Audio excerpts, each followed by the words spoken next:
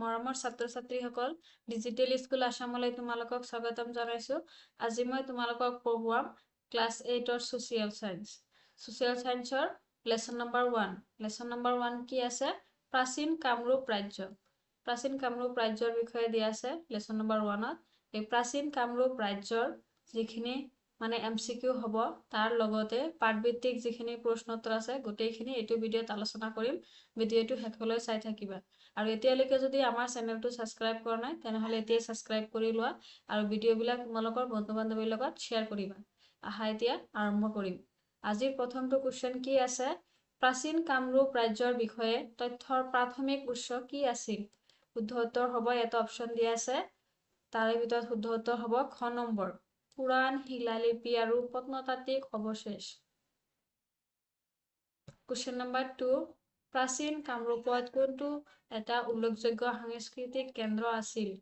এটা অপচন দি আছে কামাখ্যা মন্দিৰ, তাজমহল, কোণাৰ্ক মন্দিৰ, কুতুব মিনাৰ। শুদ্ধ উত্তৰ হ'ব কামাখ্যা মন্দিৰ।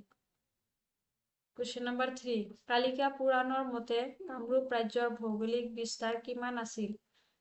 এইটো শুদ্ধ উত্তৰ হ'ব খ নম্বৰ, 100 যোজন দীঘল আৰু 30 যোজন প্ৰস্থ। যোগিনী তন্ত্ৰৰ মতে কামৰূপ ৰাজ্যৰ পশ্চিম সীমা কোন নদী আছিল? এটা অপচন দি আছে ব্ৰহ্মপুত্ৰ, কৰতোৱা, দিক্ৰাই, গংগা। শুদ্ধ উত্তৰ হ'ব কৰতোৱা। যোগিনী তন্ত্ৰৰ মতে কামৰূপ ৰাজ্যক কেইটা ভাগত ভাগ কৰা হৈছিল? এটা অপচন দি আছে 2টা অঞ্চল, 3টা অঞ্চল, 4টা অঞ্চল, 5টা অঞ্চল। শুদ্ধ উত্তৰ হ'ব 4টা অঞ্চল। কুৱেশ্চন নম্বৰ 6, মৌখিক পৰম্পৰাৰ মতে কামৰূপৰ প্ৰথম শাসক কোন আছিল?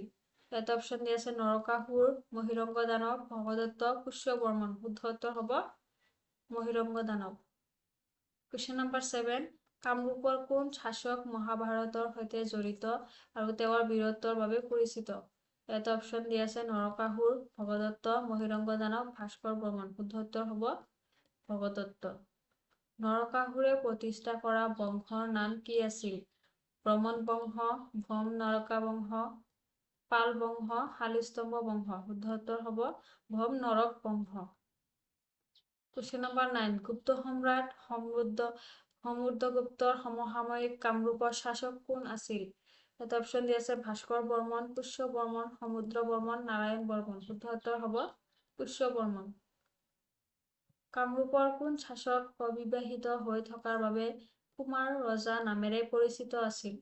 এটা অপচন দি আছে সমুদ্ৰ বৰ্মন, ভাস্কৰ বৰ্মন, পুষ্য বৰ্মন, ধৰ্মপাল। শুদ্ধ উত্তৰ হ'ব ভাস্কৰ বৰ্মন। ভাস্কৰ বৰ্মনৰ ৰাজত্বকালত কামৰূপ ভ্ৰমণ কৰা চীনা পৰ্যটক কোন আছিল? ফাহিয়েন, হিংচাং, মাৰ্কো পল, ইবন বতুতা। শুদ্ধ উত্তৰ হ'ব হিংচাং।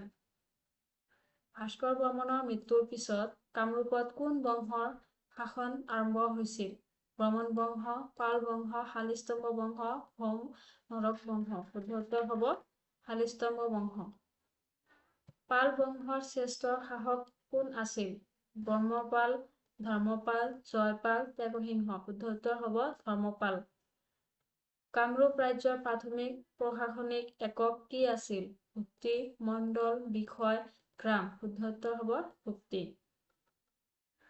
কুৱেশ্চন নম্বৰ 15, কামৰূপৰ শাসকসকলে নিজৰ ঐশ্বৰিক ক্ষমতা প্ৰতিষ্ঠাৰ বাবে কোন উপাধি গ্ৰহণ কৰিছিল?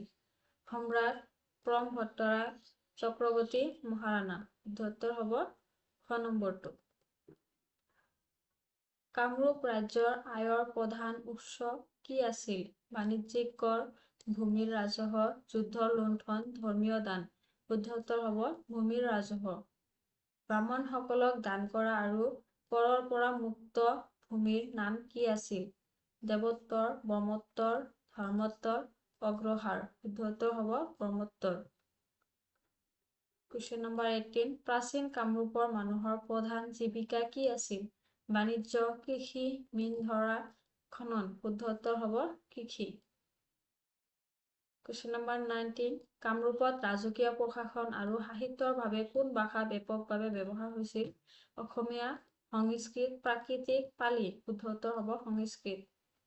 কামাখ্যা মন্দিৰক কেন্দ্ৰ কৰি কামৰূপত কোন ধৰ্মীয় পৰম্পৰা সৰ্বাধিক প্ৰচলিত আছিল? বৈষ্ণৱ ধৰ্ম, শৈৱ ধৰ্ম, শক্তি ধৰ্ম, বৌদ্ধ ধৰ্ম। শুদ্ধ উত্তৰ হ'ব শক্তি ধৰ্ম। তোমালোকৰ মানে পৰীক্ষাবিলাকত কি আহে? এতিয়া MCQ আহে। তো ছ'চিয়েলৰ যিখিনি তোমালোকৰ MCQ হ'ব পাৰে প্ৰথমটো লেচনৰ পৰা, সেই গোটেইখিনি মই ইম্পৰ্টেণ্ট চাই কিনে তোমালোকক দিছোঁ। এই MCQ খিনি পঢ়িলে তোমালোকৰ পৰীক্ষাত কমন পৰিব আৰু ভিডিঅ'টো শেষলৈ চাই থাকিবা। এতিয়া পঢ়াম তোমালোকক পাঠভিত্তিক যিখিনি প্ৰশ্নোত্তৰ আছে। চমু উত্তৰ দিয়া। ক নম্বৰ কি? ভগদত্তৰ জীয়ৰীৰ নাম কি আছিল? সেইটো কি হ'ব? ভগদত্তৰ জীয়ৰীৰ নাম ভানুমতী। চীনা পৰিব্ৰাজক হিয়ংচাং কামৰূপ বৰ্মনৰ সময়ৰ ৰজা কোন আছিল? ভাস্কৰ বৰ্মন। ডাইৰেক্ট উত্তৰ দি দিছোঁ ইয়াতে। কামৰূপৰ ৰাজকুমাৰী অমৃতপ্ৰভাক বিবাহ কৰা ৰজা কোন আছিল? মেঘবাহন। শালিস্তম্ভ বংশৰ শ্ৰেষ্ঠ ৰজা শ্ৰী হৰ্ষদেৱ। খৰা বক্তিয়াৰ খিলিজীৰ আক্ৰমণ প্ৰতিহত কৰা ৰজা পৃথু। 2 নম্বৰ কি আছে? শুদ্ধ উত্তৰ বাছি লোৱা। কোনটো শুদ্ধ হয়, কোনটো অশুদ্ধ হয়। কিছুমান বাক্য দিছে ইয়াতে, সেই বাক্যটো কোনটো শুদ্ধ অশুদ্ধ সেইবোৰ লিখিব লাগে। ক নম্বৰ কি আছে? ব্ৰহ্মণ বংশ পুষ্য বৰ্মনে স্থাপন কৰিছিল। এইটো শুদ্ধ নে? হয়, শুদ্ধ। চিউকি হিয়েংচাঙৰ গ্ৰন্থ আছিল কি? গ্ৰন্থ আছিল, হয়, শুদ্ধ। চিউকি হিয়েংচাঙৰ গ্ৰন্থ হয়। কুমাৰ ভাস্কৰ বৰ্মনৰ ৰাজত্ব কালৰ পৰা সূচনা হোৱা যুগটো হ'ল ভাস্কৰাব্দ। শুদ্ধ। প্ৰাচীন কামৰূপত ৰাজতান্ত্ৰিক শাসন ব্যৱস্থাৰ প্ৰচলন আছিল। শুদ্ধ। 3 নম্বৰ কি? খালী ঠাই পূৰ কৰা। প্ৰাচীন কামৰূপ ৰাজ্যৰ প্ৰধান জীৱিকা আছিল কৃষি। ব্ৰহ্মণ বংশৰ প্ৰতিষ্ঠা কৰিছিল পুষ্য বৰ্মনে। পাল বংশৰ শ্ৰেষ্ঠ ৰজাজন আছিল কোন? ধৰ্মপাল। কামৰূপ ৰাজ্যৰ ৰজাই কি কৰিছিল? পৰম ভট্টাৰাক আৰু মহাৰাজাধিৰাজ পৰমেশ্বৰ উপাধি গ্ৰহণ কৰিছিল। এই 3টা উপাধি গ্ৰহণ কৰিছিল কামৰূপ ৰাজ্যৰ ৰজাই। কামৰূপ ৰাজ্যৰ আয়ৰ প্ৰধান উৎস আছিল কি? ভূমি ৰাজহ। ইয়াতে কি লিখিব দিছে? টোকা। চুমু টোকা হ'ব। চুমু টোকা লিখা। ভাস্কৰ বৰ্মন, ভগদত্ত, এই দুটাৰ বিষয়ে চুমু টোকা লিখিব লাগে। ইয়াতে 2-3 লাইনত লিখি দিছোঁ মই। ভাস্কৰ বৰ্মন কোন আছিল?